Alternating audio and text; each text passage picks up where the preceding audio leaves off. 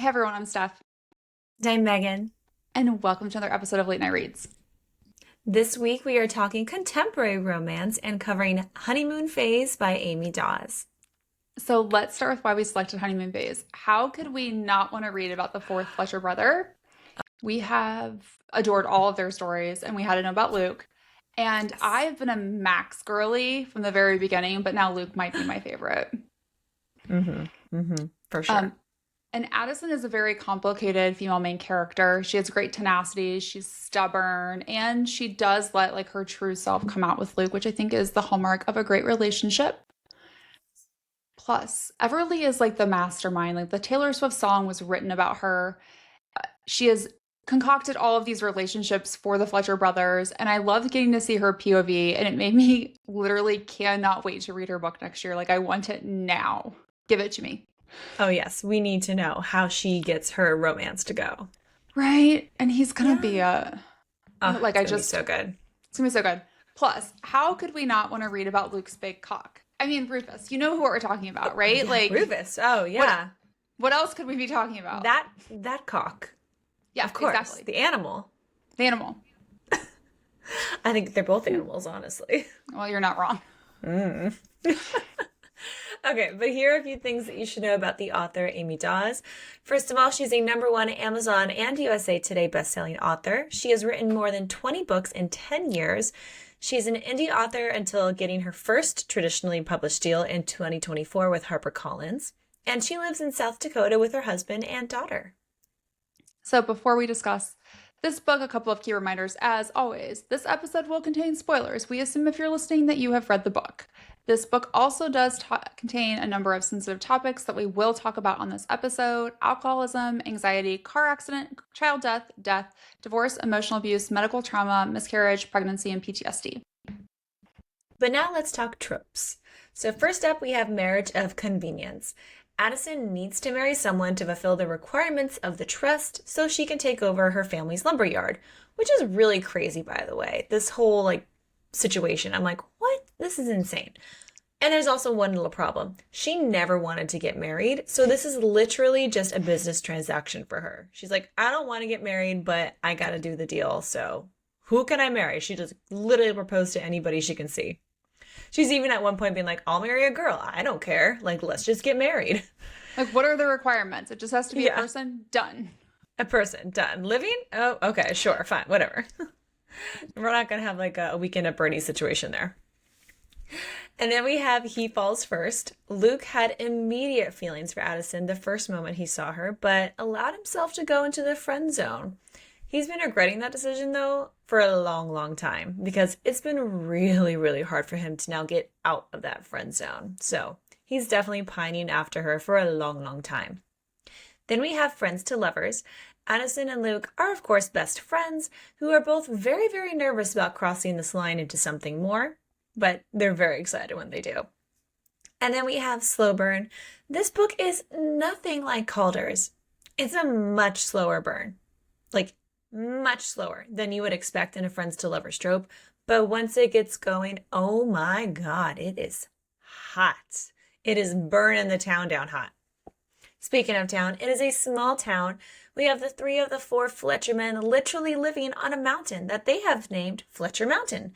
And it's in a small little town in Colorado where everyone knows your business and they will let you know what they think of your business too. Then lastly, we have found family. Addison did not have the best experience growing up. Her mom is completely out of the picture, and her dad has not been the best role model. So when she finally joins the Fletcher family, she immediately gets an entire family that just adores her and would do anything for her. And she's honestly kind of not sure what to do about it. She's like, oh, you're hugging me. This is strange. I should hug you back. Okay. But she does accept it, and it's a really beautiful moment for her when she does. It does. They are a lot, though, to be honest. They're a lot. Yeah. Mm-hmm. They're a lot.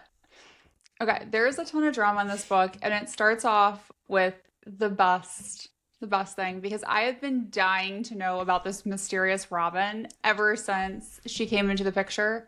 I have secretly hoped that we'd get like a novella about what happened 10 years ago. But basically, Robin ensnared 3 of the Fletcher men that live on the mountain at the same time. And this book kind of opens up with the fight that they had after it all came out that they've been sleeping with her at the same time. Which, like, Which is how so did you not crazy. know? Yeah, I'm like, they all are very like close. I'm like, how would you not even like brag to each other? Like, hey, I'm like sleeping with this chick. Like, isn't that typical like locker room shit boys do or supposedly do? She I probably don't was like, we know. have to keep it a secret. I also am very I mean, curious too, true. because they're very different personalities. Like, how did that work? Yeah. I don't know. She must be a I chameleon. Slash, guess. she's evil. So, She is definitely evil. yeah. So it's shortly after they fought over Robin, and they were fighting at the Mercantile, and they are kicked out by Judy, who I just absolutely love in this entire series, I love because she's Judy. kind of like another mom to them. That's like, grow your asses up, get the hell out of here. And Luke suggests that they make a pact to never have girlfriends and definitely not wives. And Calder and Wyatt at the time agree with them. But like we all know how that turns out, right? Because by this time, Wyatt and Calder are married.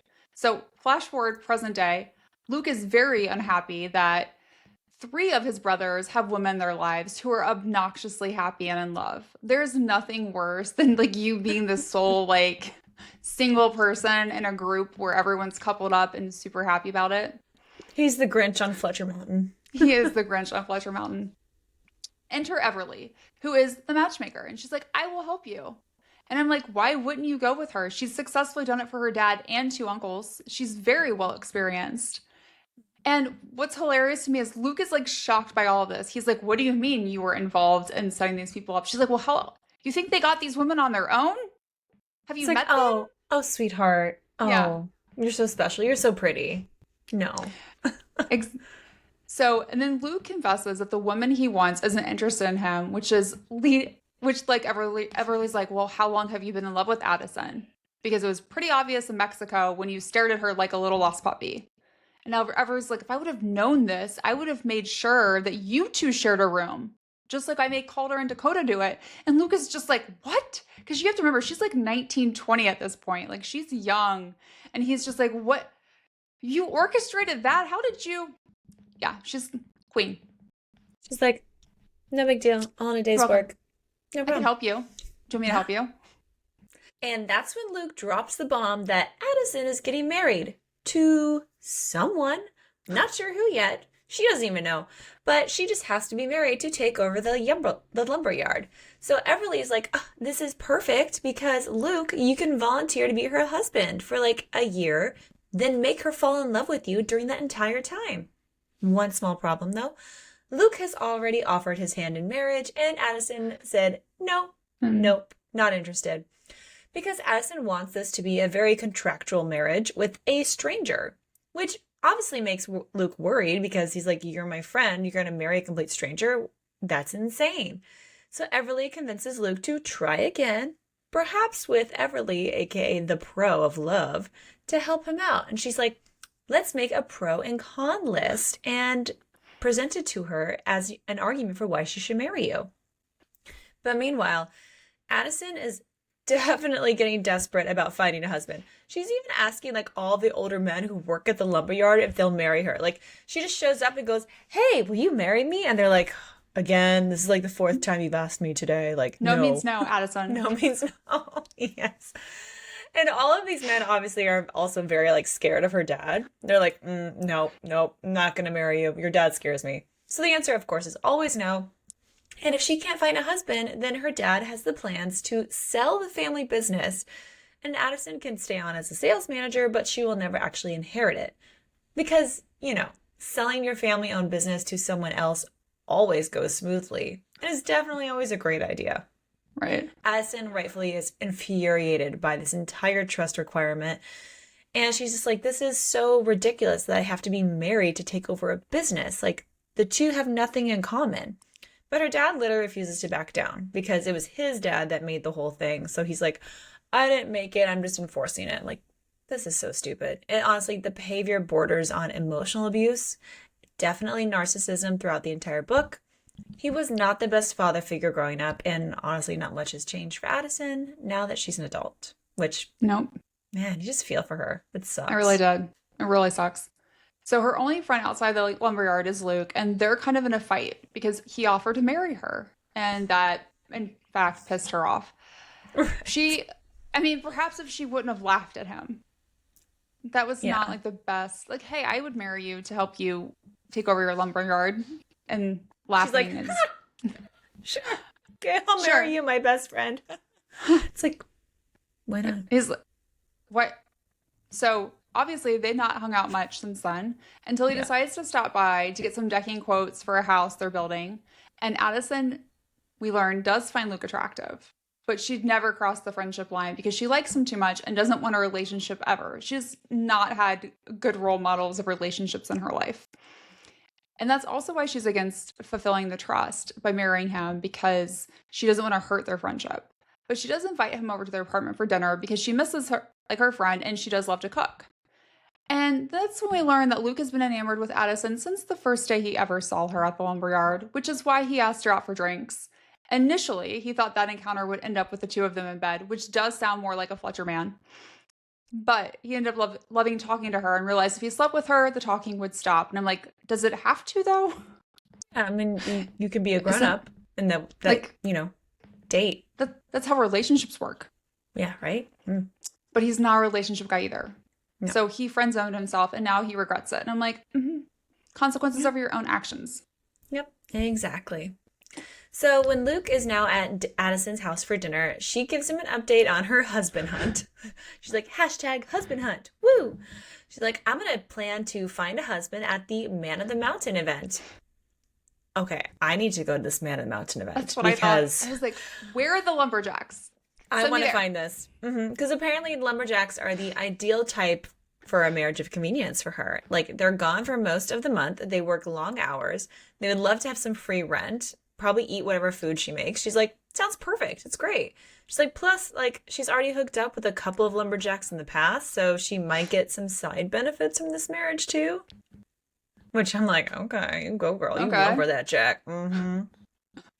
But needless to say, Luke hates everything about this plan. He's like, are you fucking kidding me?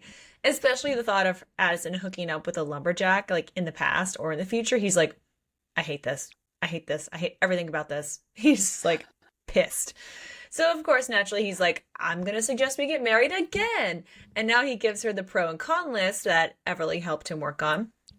And it is hilarious. Like, especially this part about Luke having Chef's a big kiss. cock. Yes, he's like, I have a Right? big cock. And she's like, excuse me? He goes, well, Rufus. My animal cock, Rufus. Oh. But of course, unfortunately, Addison laughs at this entire list, like, all over again. She's, like, cracking up. But at least now Luke, like, isn't in the room to, like, see her lose it this time. Like, she does, like, privately laugh about it. But she does talk to Luke about the list. And he explains, again, how he would just do anything for her and, like, worries about her marrying a stranger. He's like, what if they chop you up into tiny, tiny pieces and, like, kill you? Like, lumberjacks can do shit. And she's like, it's fine. I won't get into tiny pieces. Don't worry. And again, she reiterates, like, she can't lose him as a friend. And, like, if they got married and, like, they got sick of each other, then they'd stop being friends. And that would be, like, the worst thing in the world for her. But she does give him a little bit of small hope when she does agree to take him up on his offer if she can't find anyone at the Man of the Mountain event who feels like a safe, like, option. So he's like, challenge accepted. Like, if there's no one else, then I If will there's- marry you. If you are the last man on Earth, aka last man on the mountain, I guess then I'll I'll have marry to. you. I guess Yeah. I'll marry you. So enter Everly. She's determined to help Luke turn into a lumberjack in time to compete in this Man of the Mountain event so he can marry Addison. And Luke is in good shape, okay? But he is not a lumberjack. There is a difference. There is some skill sets there, honestly. Right? Like years of training, and there is not enough time for him to become a lumberjack. So there are multiple people involved in this plan to do this, and I'm like, you all are crazy. This is going to end poorly. So Yeah. Everly's headed back to Ireland soon, so she gets his brothers to help him in the secret plan to get Luke and Addison married. The only caveat is they can't tell their wives, which I was actually really surprised that they kept throughout this entire book. And Luke is keeping the secret that he's going to compete in the Man of the Mountain event from Addison as well. And he like refuses to hang out with her because he's so busy leading up to the event. Meanwhile, did not see this coming. We learned that Addison's little brother, Aaron, died in a car crash when he was 8, and I about lost it. This book emotionally destroyed me, and I was not expecting it because you read the other books in the series, like there are definitely some hard moments, right? But this was different. I was like, oh, a kid died. She goes to like on runs to visit his grave and talks to him, and she clearly, it's been 15 years, is still deep in grief over losing her little brother, and was not expecting it. Yeah, I definitely had to put it down a couple of times and like go cry. And I was just like, oh, take a breather before getting back in there. Yeah. But speaking of getting back in there, it is time now for the Man of the Mountain competition. Ooh, yeah, baby, sign me up. I would just throw on some plaid myself and be like, hey, I'm looking for my own lumberjack. What's up? So, for starters, I love what Addison is wearing to this event. She has a shirt that says, "Split me like a good girl." Can I get one? Shirt. Can we make them? Those. We need those. We need those ASAP. Amy Daws, please permit us to put that on make a t-shirt. These shirts. It is hilarious. And it's all Luke could think about too. He's like, oh my gosh, she's wearing a shirt that says "Split me like a good girl." I need to split her like a good girl. Oh God. Right? Like who doesn't need to split like a good girl? Let's be honest. Damn, so good. So Addison is shocked to see that Luke is there competing. And she's like, what? And notices like a recent glow up from him. She's like, oh, honey, look at you go. Whoa. Like weeks of training that he's been doing. Like, oh my, mwah, love it. And then Luke mentions again, he's competing for her. He's like, you're looking for a husband. I'm going to compete for that. And she just laughs at him again. She's like, oh my God, you can't be serious. And he's like, I'm dead serious. I'm dead serious. She's I felt so bad for him. I'm like, this is the third time she's laughed at him when he's like, I will marry you. Oh my gosh, poor guy. And then he sees her interact with another lumberjack, this guy Ivan, who clearly has seen Addison naked before, which irritates the shit out of Luke. He's like, oh no, he does not get to split her like a good girl. He's so pissed about it. Not anymore. And so the first competition takes place. Luke's in very last. He did not do well. Honey, he's so pretty. He did not do a good job. But he thought that he was cutting his wood very, very fast, but not as fast as Ivan. So yeah. Or literally anyone else. That was my favorite part. Is it's kind of like, you don't have boys, but like my boys are like those, where they're like in their mind, I will run fast. Like when my oldest was younger, he's like, oh, I will go fast. I will win these races. I will do this. And I'm like, what? Are you sure? How? Are you sure? And they're like, right? Okay. I have my go faster shoes on. Okay. And that's all I thought of was like, Luke's like, no, I got this. I'm going really, really fast. And everyone's like, they've been done for a while, Luke. Yeah. They've been done for 5 minutes and you're still like on your second log. Ooh. Yeah. So not great. Not going great for him. And then Calder suggests that Luke perhaps change tactics and causes Luke to basically bribe some of the other contestants with free projects if they throw the competition for him. He's like, hey, you work in Denver, right? You need some help? I'll help you out. I'll help you out. Just miss this next thing. And they're like, what? And he's like, come on, do it. And they're like, all right, sure, whatever. And it works. And it lands Luke in the final axe throwing competition with Ivan. And it's a very close call. Luke does his best. He actually was pretty good, but he ends up losing. Womp womp. So this whole time, though, Addison is very much intrigued and getting a little hot and bothered now watching Luke compete. And she's like, oh, damn. And he's like being very dominant when he like speaks to her and she is into it. She's like, oh, wow, I like it. Where did that come from? She's like, oh, hello.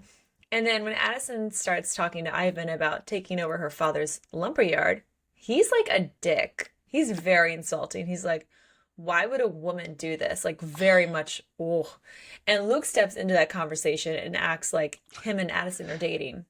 And she's like, wait, what? Like, what are you doing? What? Stop it. And Luke is just like, stop. I'm doing this. And he has no chance of winning this competition at this point, of course, but he refuses to forfeit.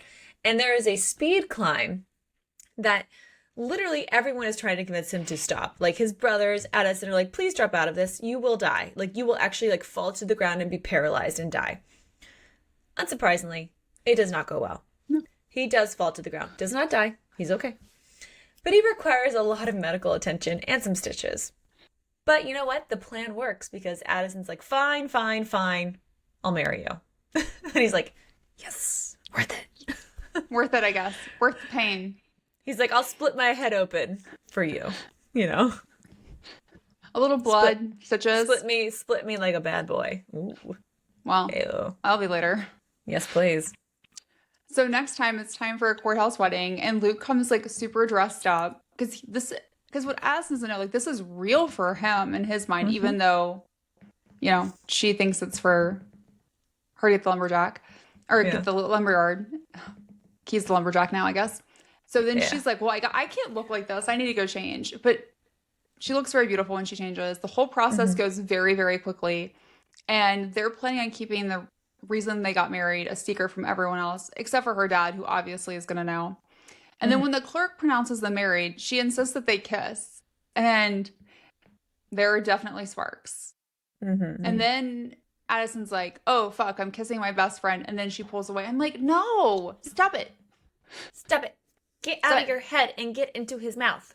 Exactly. And pants. You liked it. Get in there. It's good. So then they go to see Addison's dad to tell him the good news, or what they think is good news, who happens to be cleaning his guns when they show up. Every time. My dad totally did this, by the way. But he didn't even know they were coming. Do you know what I mean? That's the best part. That's the best part.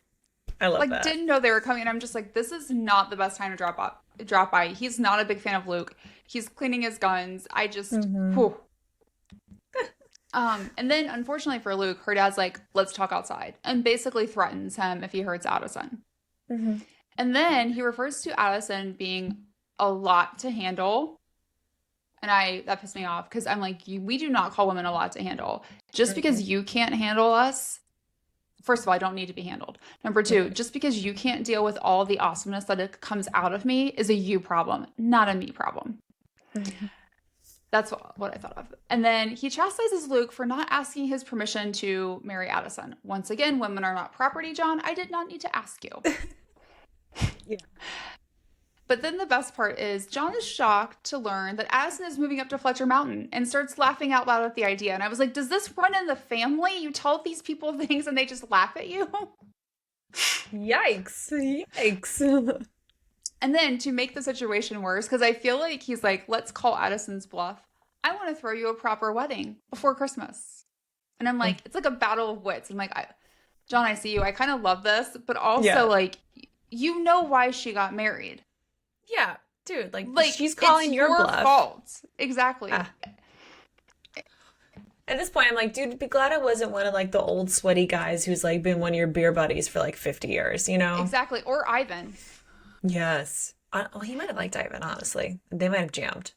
Oh, maybe. Unfortunately. That would have been bad for us. I don't want to read that. No. So, while of course Addison's dad knows about the wedding, Luke has failed to inform anyone in his family about it until they figure out exactly what's going on. When Addison moves into Luke's house, they're like, wait, what? What? And his mom is hella pissed because she's like, she learns this news from Addison's dad. Because he's going around calling everybody, being like, oh yeah, they got married. And she's like, excuse me?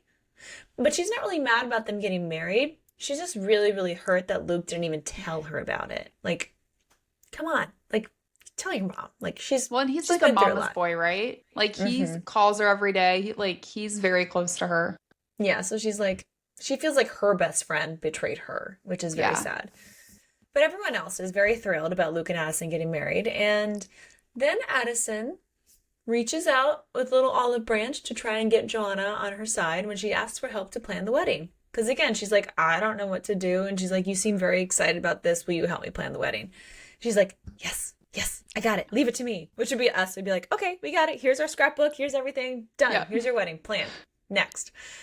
And this is also, of course, we get to see Addison has very, very deep-rooted mommy issues and struggles with affection from anyone, but especially from other women. She's like uncomfortable getting a hug from a woman. She's like, what do I do?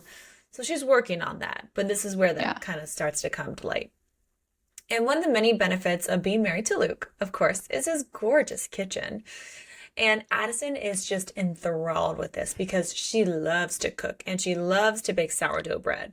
It's like literally her dream kitchen that she's like going around. Like, if she could make love to a kitchen, not just in a kitchen, she would. She'd be like, oh my God, this counter. Oh my God, this oven. It's a double oven. I love it so much. So she's very excited. And she feels like this whole thing was built just for her. And honestly, what's really cool, like Luke used like recycled materials from other jobs to put everything together. Like they're very environmentally friendly, which is pretty cool. Yeah.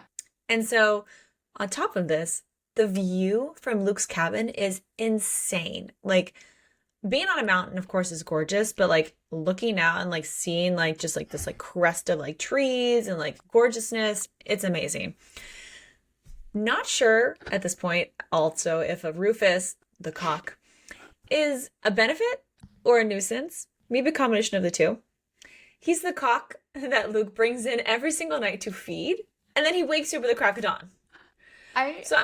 There's kind of a euphemism there, right? Like you have to feed the cock every night, and then it's gonna wake you up in the morning. Like I mean, all I thought of was we get a man that has a cat strapped to his chest, and now we get a man with a pet cock.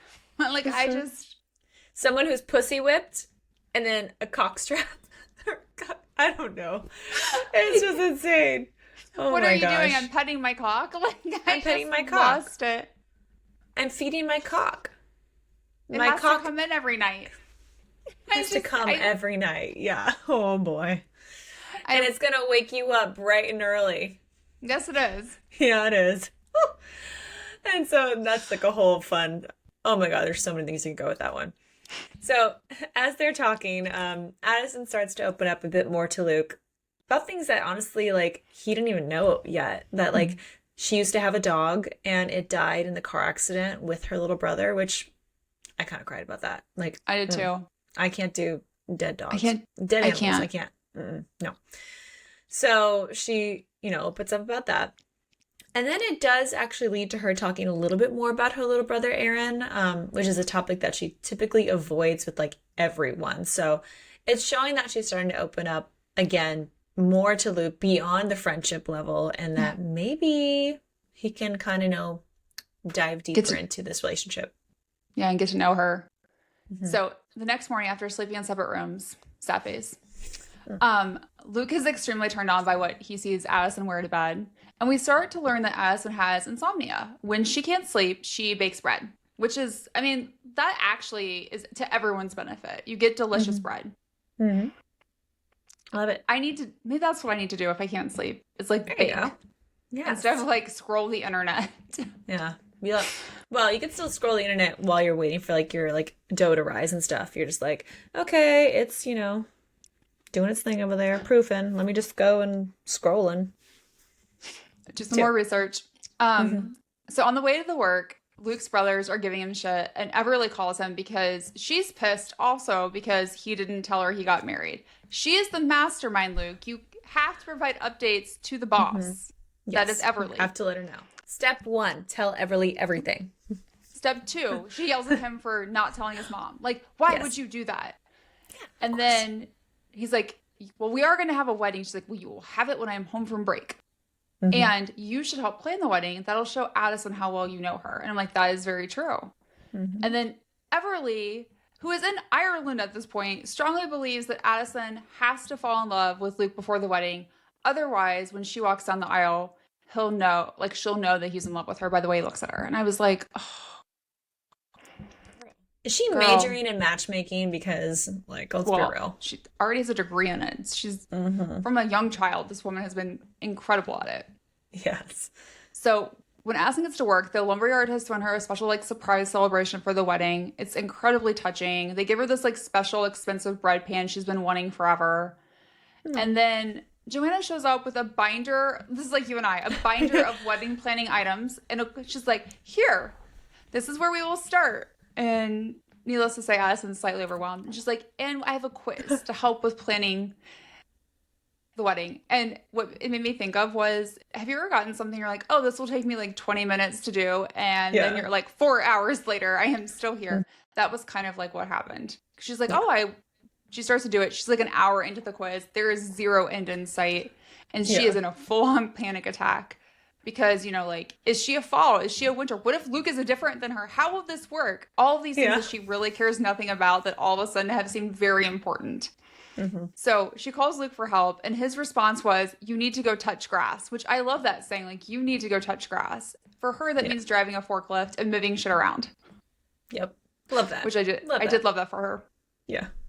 And then Luke shows up at her work, offers, like, I'll help out with the quiz and the wedding planning. And then he gives her an engagement ring in the shape of a curved nail with diamonds in it. And I was like, oh, damn, boy, you, like, oh, well done. Well done.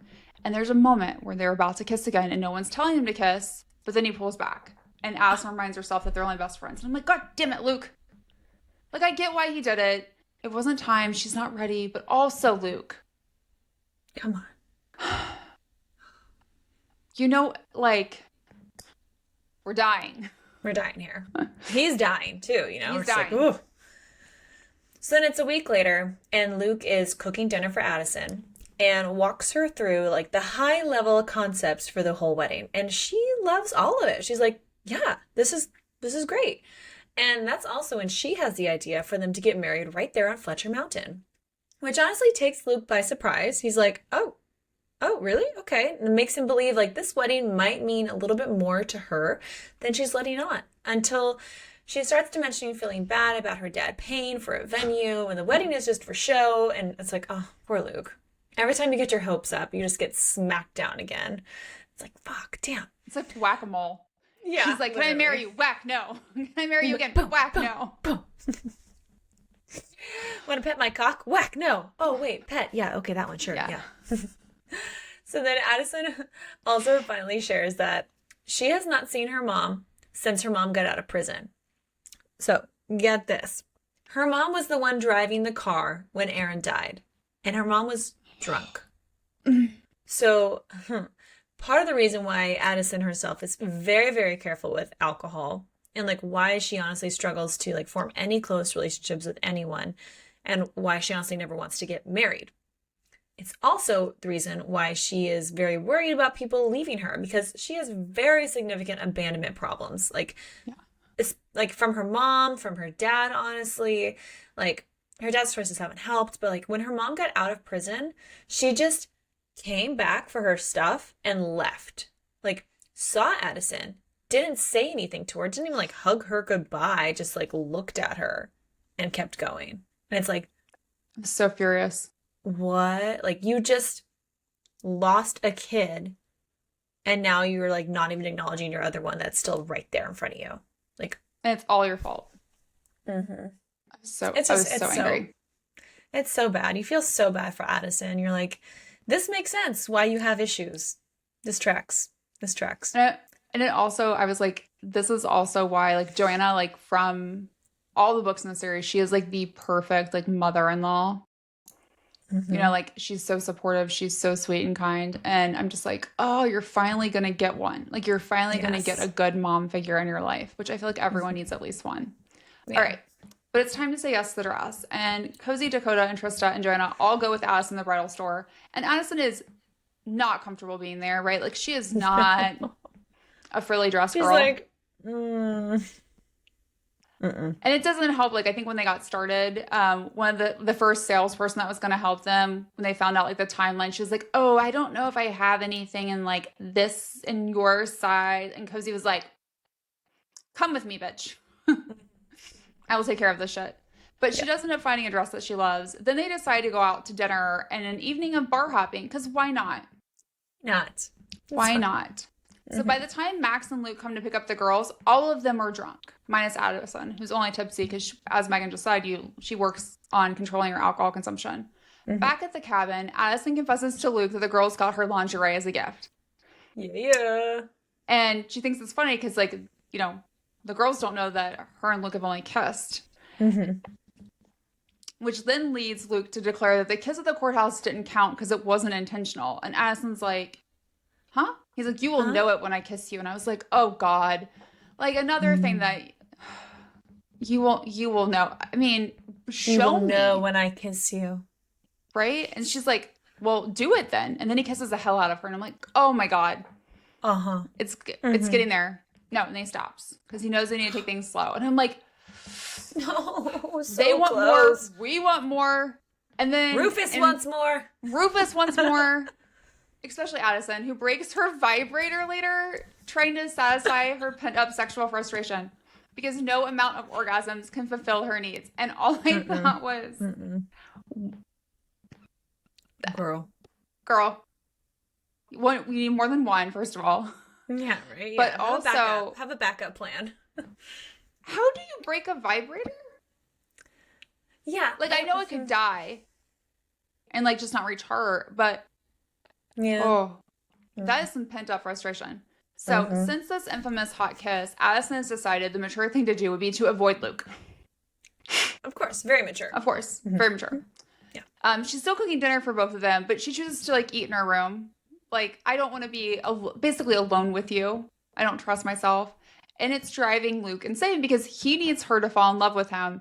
How does that happen if she won't talk to him or be in the same room for more than a few minutes? Yeah. So he finally calls her out on the weirdness and asks to hang out with her. And that leads to them both admitting that they missed the other one. I'm like, oh, great. We're going to play grown up now.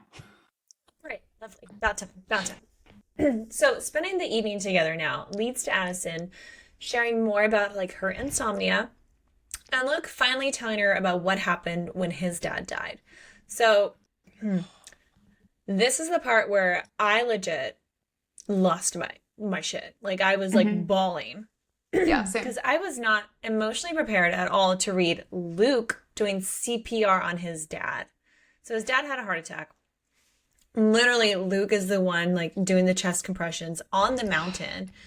And it's just like, it's just terrible. Like he's like, I have to get him to the hospital. Like no ambulance didn't get here in time. And he feels responsible for like, maybe I should have stayed and like done more compressions. Like maybe he would have lived. It was bad. It's traumatizing. Bad. Yeah. And if like losing his dad like wasn't hard enough, Addison disappeared when it happened. And he felt completely alone. And not like a to be fair moment, but like she didn't know how to be his friend in that moment. She was just like, she had, lost a brother and like had her mommy issues. And she was, really close to Luke. And she was like, I don't know what to do. And so she just like retreated, which was not the right move, clearly. But she tries to kind of make amends about this and shares with him that she has a voicemail saved to her phone from Luke's dad. And again, now this is where I'm convinced Amy Daws is trying to emotionally destroy us with this. Yeah. And yeah, the voicemail is it's a good voicemail. And honestly, I literally cried so hard because I still have voicemails from my dad who like passed recently. And so listening to his voice is like sad. So when that's immediately what I thought of when I read it, as I thought of you. Yeah. Yeah. Oh boy. Amy Daws, why are you doing this to us? Ugh. I wasn't I think that's the part that was so surprising is her books, especially the series, right? With their dad being dead, has had emotional heartstrings. But this one, she gets you really, really good. Like, oh, she does. A couple of different times with different things. And I'm just like, I did not expect both of them to have so much emotional trauma. Yeah, seriously. Sorry. Ha ha ha. So basically that voicemail was hard for both of them to listen to. And then to top it off, of course, like Addison apologizes then for like not being there for Luke after his father died and explains again how like it was very triggering for her, brought up feelings for her when she lost her brother. And she admits now, like, she's like, I've been thinking about you all the time. And he admits to doing the same. But he doesn't kiss her. And I'm like, I'm like, also like, okay, maybe that wasn't the moment, but like it could have been. Like, You guys are definitely sharing something special here. Yes. But he's like, I don't want to kiss her again until he knows it's going to be forever. It's like, Oh, damn it. damn it, Luke. Like, You're yes, such a good good. guy. You're such a No. good guy. Like, damn it. And it turns out this evening now ends with the two of them falling asleep on the couch, getting little cuddles in. And Addison actually gets really good sleep for once. Because remember, she normally has insomnia. But things take an interesting turn here when Luke dry humps her in his sleep. And I'm like, what? What? Huh? And then he proceeds to, he's sleeping and he's like dreaming. He just like reaches around and is just like, touching and then like not realizing that he starts to finger fuck her through her shorts while he's asleep. Like he is actually asleep. He's not pretending to be asleep and like trying to get away with it. That's what I thought at first. I was like, is he pretending to be asleep and seeing like how this is gonna go? But she is, because she is very much awake and is very much enjoying every single second of it. But she's like, I need to pretend I'm asleep, because he does finally wake up and like kind of realize what happened. And he's just like horrified. He's like, oh my God, what did I just do in my sleep? But she's like, pretend I'm asleep now and just, act like nothing's weird. And he tries very hard to get out of that situation now without waking her up.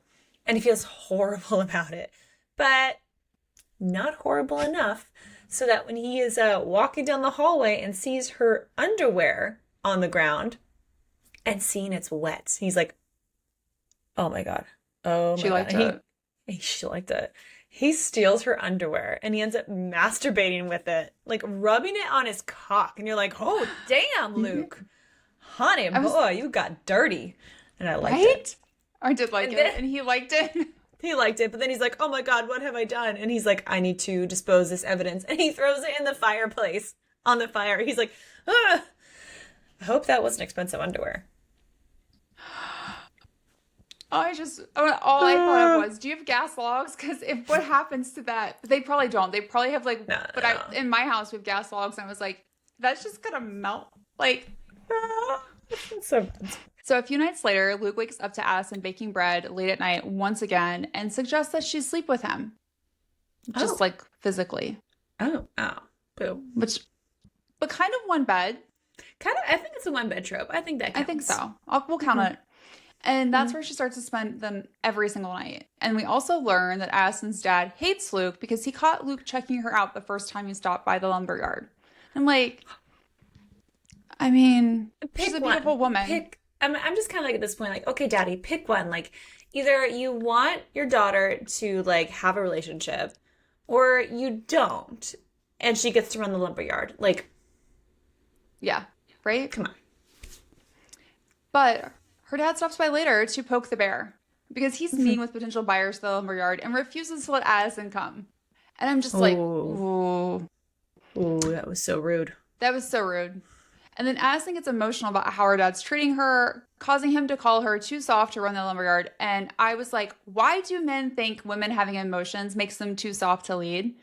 Just to be clear, I've seen many men have tantrums, sometimes on the internet, and they're okay to be leaders. They're not, but we continue to elect them. Not you and I, but others. It's like, okay, so we're allowed to be humans. We're allowed to have emotions. But there are good ones and bad ones to have.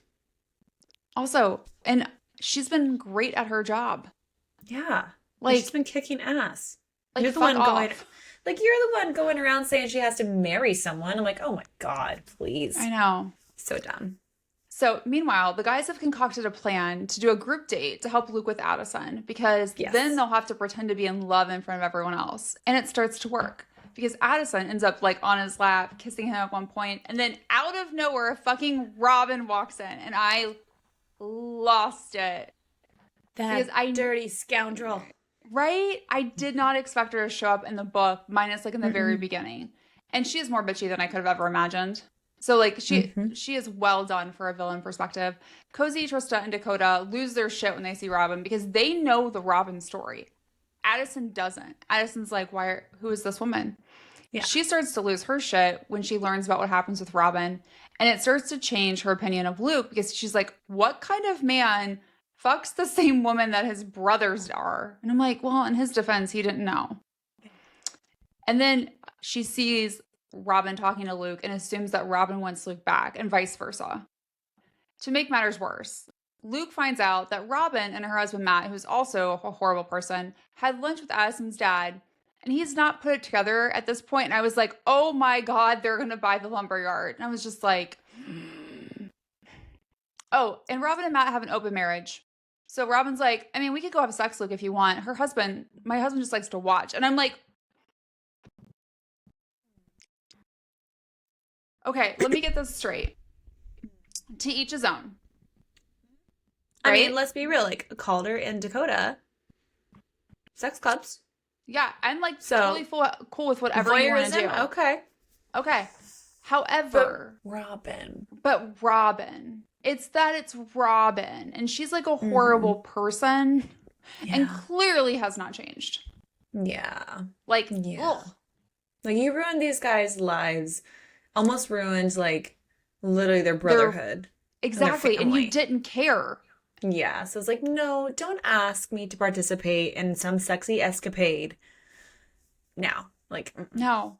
Also, like while maybe if she had approached it later, like if that's why it had started of like, hey, my husband and I are in an open marriage, we want you to join in and like experiment stuff with us, like before and not include anyone else, like not the other brothers, like that would have been different. sure, fine, like you're a grown adult, you can do that, whatever, but not after all this trauma has happened. Like that's just No. And not when how you're dare trying to you? buy the lumberyard that they all use. Like, Yeah, like no. vindictive much?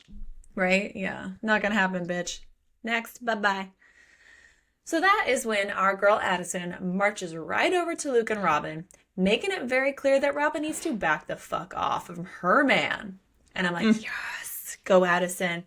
But Robin tries to provoke Addison about her having Luke first. And it is a full-on girl fight, which I'm like, I'll put money on Addison any I would day. too. Like, hell yeah. And Addison's even like, oh, hold my earrings, like, let's go. And Luke is literally lunging at Matt at this point when he tries to touch Addison. And then Judy walks in and makes them both leave to cool down because Judy's like, not in my place of business. Hell no. And I'm like, that's right, Judy. Like, you pull everybody by the ear and you kick them out into the snow. Yep. And Addison is pissed and declares that she is walking the 2 miles back to the cabin. And I would never be during that this, angry. no, I would not. No. And during this freezing cold walk, Luke follows her. And it's like, oh, that's really sweet. And Addison is, of course, angry about Luke, like, not telling her that he slept with Robin. And then Robin was, like, hitting on him while he is married, because, technically, he's married. Yep. And, yeah. And then Luke finally shares how he's terrified of losing her all the time. Because he's like, you know what? You freaked out after our kiss. You're still keeping your apartment in Boulder.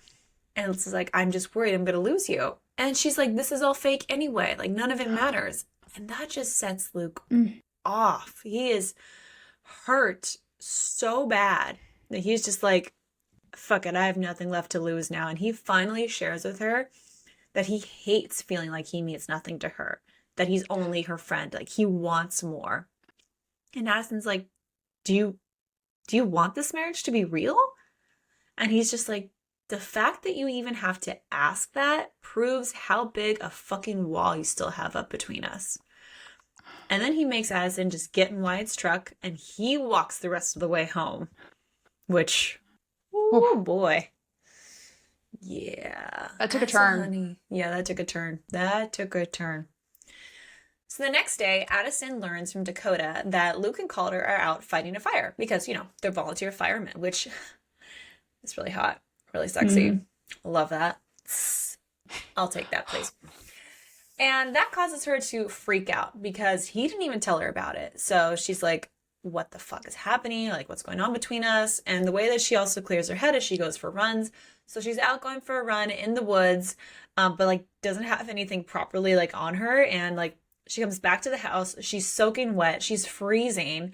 And she finds Luke there finally. And he's losing his shit because he couldn't find her. He's like, where the fuck have you been?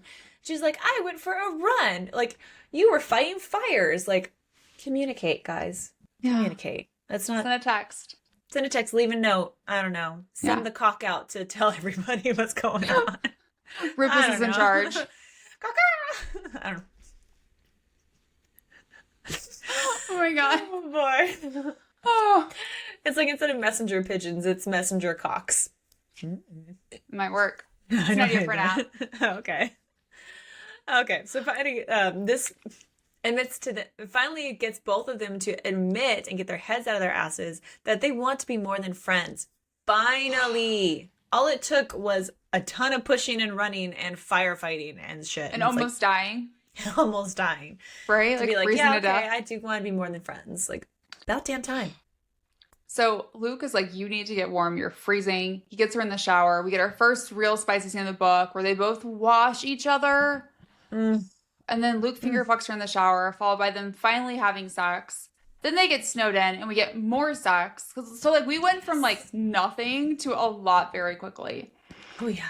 Like Addison's going down on Luke in the shower. There's sex on the kitchen counter, which we're hoping they washed afterwards. Oh, yeah. I mean, when you're baking bread, you use the counter, so you got to make sure that's a Super clean clean. surface, please. So after playing the snow with the rest of the family, Luke wants to know if their wedding in a couple weeks is fact or fiction, because they do this whole fact or fiction thing throughout the book. Unfortunately, Addison is like, I need more time. But she does mention asking Cozy, Dakota, and Trista to be bridesmaids in the wedding and having Stevie and Ethan as the flower girl and ring bearer. And I'm like, you send the most mixed message in the entire world. Seriously. Like, I need more time to figure out if this is real, but I love your family and I want them included in our wedding and blah, blah, blah. And you're like, wait, what? I know. so confused. He's I'm like so a confused. saint, honestly, for kind of like being there for her while she tries to process like what this could mean. Mm-hmm. So then Everly gets back in town, our favorite matchmaker.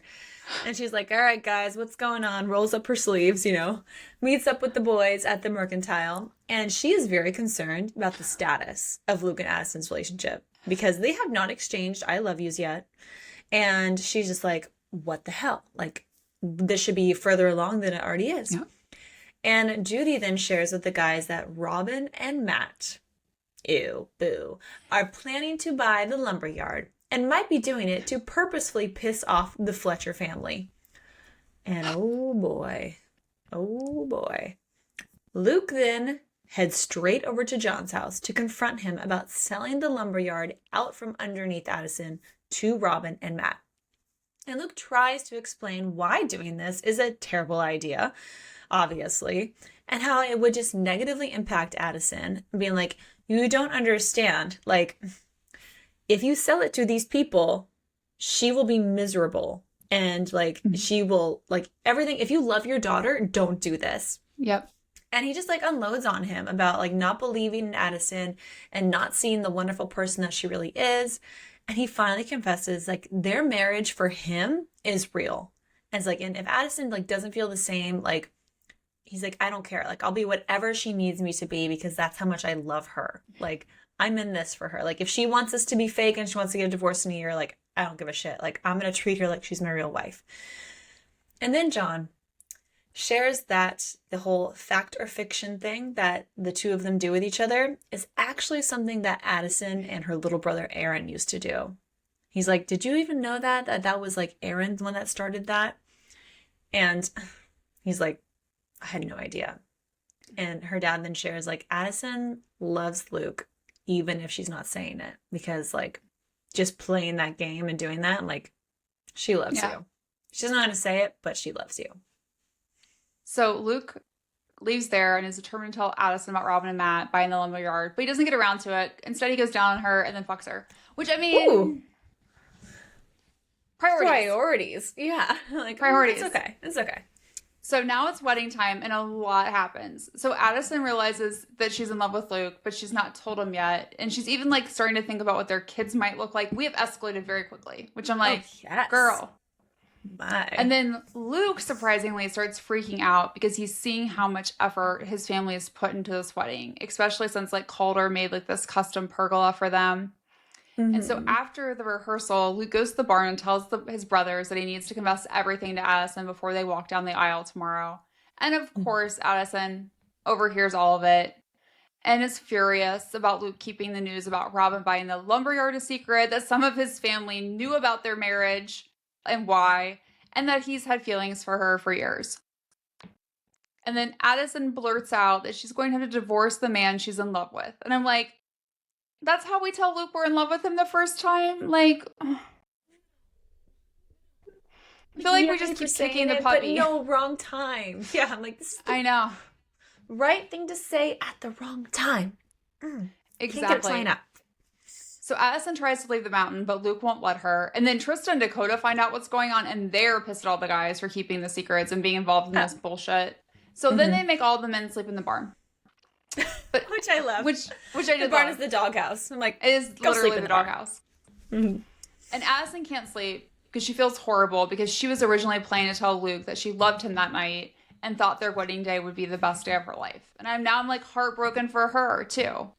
Yeah. Like, can we just like get on the same timeline, guys? Come on. Like, let's just Yes. stop this like crazy like shenanigans. So Addison ends up texting Luke because, she can't just like verbalize things. And she's like, I need you to lie next to me in bed because I can't go to sleep. So like, I need to sleep. And she's like, but don't touch me. So she's like, come sleep next to me, but don't touch me. And she's like, I want us to go through the wedding since everyone put in like so much time and effort. She's like, and then we're just going to go back to being friends. And he's like, okay. But before the wedding now, Addison confronts her dad about selling the lumberyard, even though she's married. She's like, hello, like I fulfilled your requirement. I got married. Like, what the fuck? Yeah. And then he apologizes. He's done some growth. Okay. Because he was scared that owning the lumberyard would just be too much for her. And it's like, okay, slightly a healing moment. He still has more to go. He's like, I just wanted you to have someone to fall back on because this is going to be really hard. And so he's like, I'm thinking of you, like, because I love you. And it's like, you guys need to go to therapy, I think. Yes, a Figure lot of this out. therapy. A lot of therapy. Together Yeah. and alone. Yes. So, kind of a healing moment for them. And then the wedding starts, and it's gorgeous. It's beautiful. It's like a winter wonderland, like foresty and like so cute. And Addison is walking down the aisle, and Luke starts crying. And it's good when the groom starts crying. You're like, Yes. oh boy. And Addison surprises the officiant and Luke by asking to do their own vows. You're like, oh, okay. And she says again that she loves him and she wants to build a life with him. And he says the same. And then they really, really get married. It's just so cute. And then Addison's dad does turn down the offer from Robin and Matt to buy the lumberyards. We're like, yay, good. Everything's going well.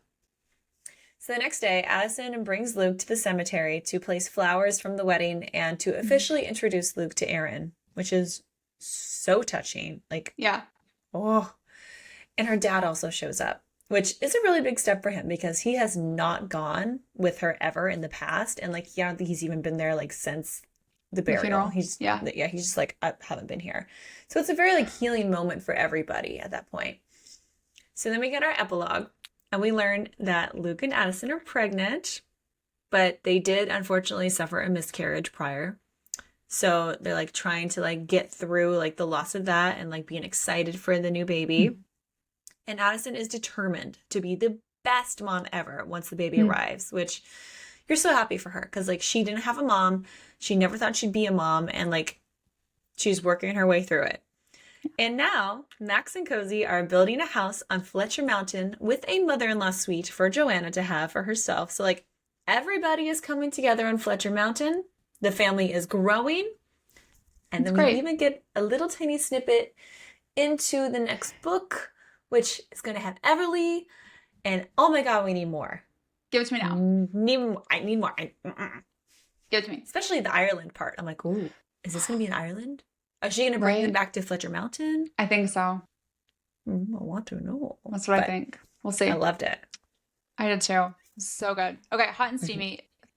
3.5, 4? What do we think? I'd give it a 3.5. That's what I was thinking too. Because we get like, what? It's too slow of a burn. Needed more. 6. I know. That's the one thing about, I feel like, Friends to Lovers, it's that it has to be a slow burn, right? It does. Like, it really does. Same with Enemies to Lovers. It has to be a slow burn, unless you're getting hate fucking, which we also like. Okay. But starting with chapter 22, this is when she breaks her vibrator. Yeah. That's so funny. Because She is literally thinking about Luke. She's like, Luke, don't stop. Luke, I'm going to. And then her vibrator cuts out and she rams it against my flesh in the hope it'll somehow be revived by my impending orgasm. And I was like, were you thinking it's going to send like jolts of electricity into your vibrator? Oh. Unfortunately, my climax isn't some sort of mythical power source, so I pull it out from under me to confirm what I fear. It's completely dead. And I thought two things. One, that is extremely relatable. The part about it dying in the middle of something. But You're then like, no, two, no. shit. Damn.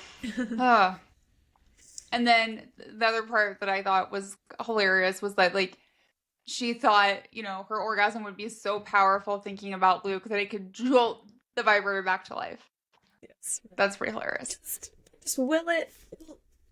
It'll, no. No, damn. No, nothing worse. Nothing worse, Nothing. honestly. I When know. you're like, where's my backup? And your backup's dead too, and you're like, fuck. Need new batteries. Yeah. So then we get chapter 25, where Luke dry humps and then finger fucks, little finger fuckery, Addison while he's asleep. And then Luke masturbates using her underwear. Oh my. So, the dampness of my panties soaks through my shorts, probably coating his fingers, and the idea of that, the obscene image of my wetness on his big, thick fingers as he finger fucks me through my shorts, causes an ache to roil through me, and I let out a raspy cry. I don't know how much more of this I can take. I need him to fuck me. I need to feel the pain of his size pushing inside me. He has to be awake by now, right? Nope.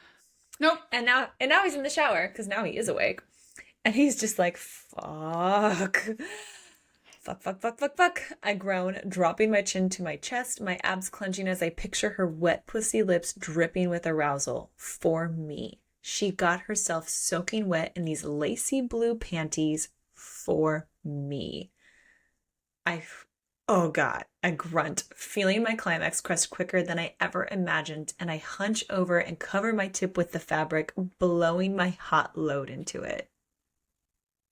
And then he throws them in the fire. Fire? That's like the best part. He's just like, hot potato. Yeah, he's like, oh my God, what did I do? Oh. What did I do? Oh, so funny. Destroy the evidence. Okay, so chapter 31 is when we finally get like a real spicy scene where he finger fucks Alice in the shower and then he fucks her in bed, and we're at the in the bed part. And this is like in his POV because he says fuck. This is not helping starve off the release building at the base of my spine. And she goes, don't stop, I'm close. She gasps with each word as I pound into her, our bodies slick with sweat, breath hot in each other's faces. Her back arches as her core fists my dick so hard, barreling my release forward. Yes, Luke, she cries. And it's my name on her lips that does me in. I'm like, oh, that's all it takes? Yeah. Or some blue lacy underwear? Yes, exactly. Or lack of underwear, of course. So then we have chapter 32 where Luke and Addison have sex again. And he just starts off by saying, you know the best way to spend a snow day? Yes. His mouth open and panting, his brows furrowed as he watches me take him inside of me. And I shake my head, moving my hand to my clit, rubbing slow circles over myself and moaning greedily. I'm about to show you.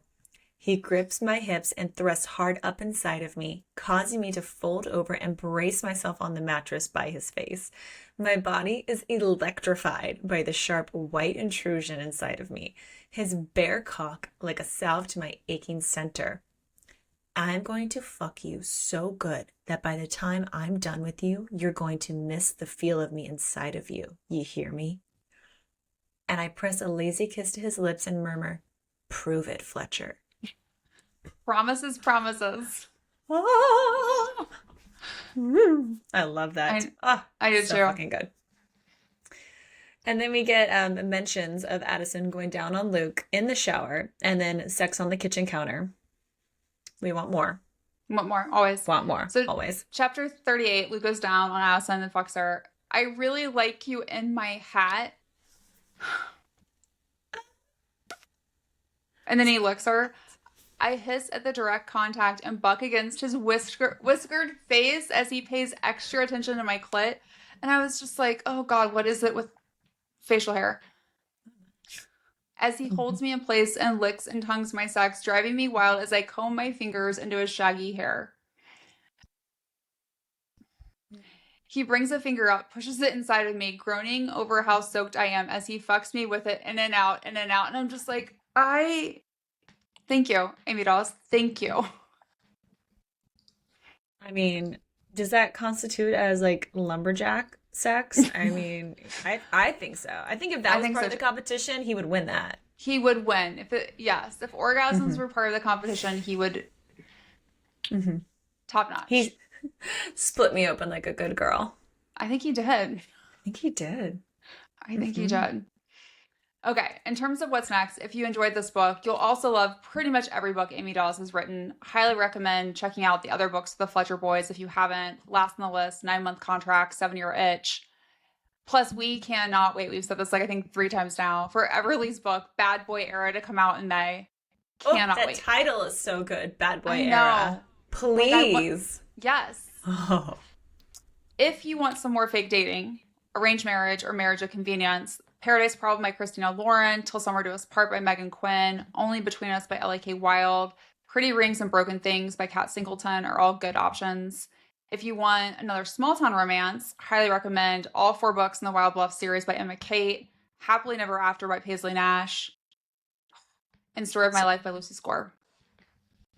Really good options. Really, really good. We need some more lumberjacks, though. We gotta find some more lumberjack stuff. And we've not done firefighters either. I feel like we need like a firefighter book next year. Something hot and steamy for sure. Yes.